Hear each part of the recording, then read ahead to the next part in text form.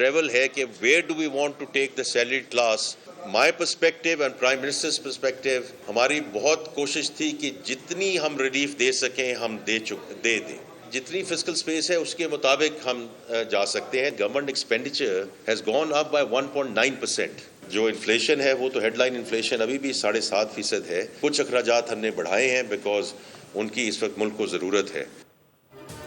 मानते हैं तनख्वाहदार तबके पर हद से ज्यादा बोझ पड़ा, आवाम को रिलीफ देने का सफर जारी रखेंगे। जिन शोबों पर इजाफी बोझ पड़ा, मौका मिलते ही उन्हें रिलीफ देंगे। तनख्वाहों और पेंशन का बराह रास्त ताल्लुक महंगाई से होता है। हम माली गुंजाइश के मुताबिक ही रिलीफ दे सकते हैं। वफाकी वज़ीर ख़जाना मोहम्मद औरंगज़ेब की पोस्ट बजट प्रेस कॉन्फ्रेंस। बताया, बजट में बिजली के बिल्स में सरचार्ज की कोई बात नहीं की। टैरिफ इस्लाहात बहुत अहमियत की हामिल है। टैरिफ रिफॉर्म्स के लिए प्रोटेक्टेड रजीम तब्दील करना होगी।